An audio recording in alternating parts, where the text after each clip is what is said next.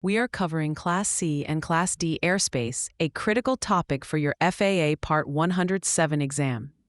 Success on the exam requires you to not only identify these airspace types on a sectional chart, but also to fully understand their dimensions and the rules for operating within them. Let's start with Class D airspace.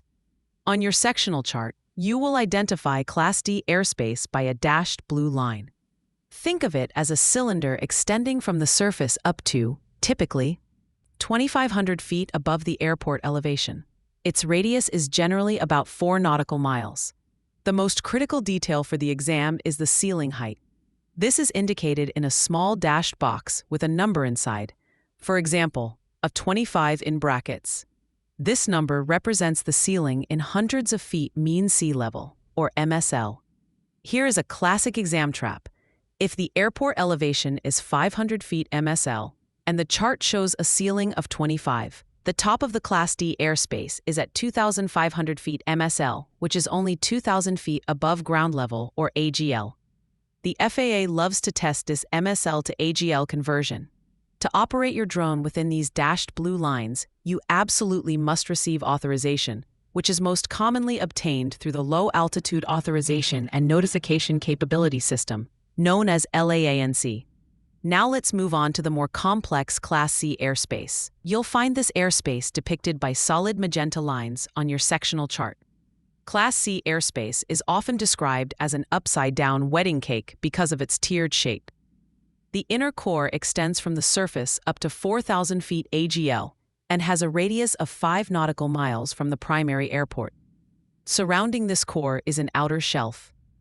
This shelf area typically starts at 1,200 feet AGL and extends up to the same 4,000-foot AGL ceiling. The shelf extends from 5 nautical miles out to 10 nautical miles. An airport with Class C airspace is busier than one with Class D, featuring a control tower and radar approach control services. Just like with Class D, you must have authorization through LAANC to fly your drone in Class C airspace. A common exam question will place you at a certain distance and altitude and ask if you are in Class C airspace. For instance, if you are 7 nautical miles from the airport at an altitude of 500 feet AGL, you are laterally within the shelf area, but you are vertically underneath it since the floor of the shelf begins at 1,200 feet AGL. In this specific scenario, you are not technically inside Class C airspace and do not need authorization.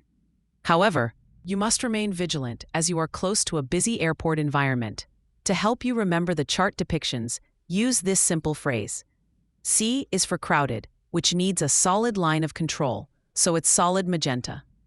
D is for dialogue with the tower, a back and forth that looks like a dashed blue line. This connects the letter to its visual representation and the type of airport environment.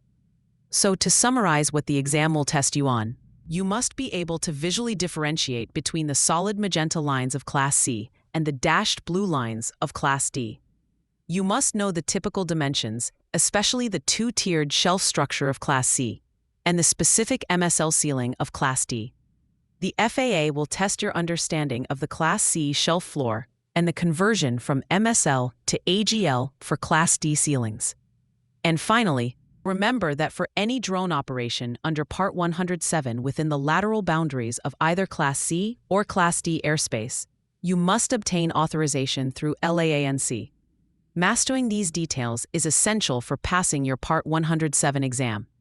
For free practice questions, AI-powered explanations, and more exam prep tools, visit openexamprep.com. That's openexamprep, all one word, .com.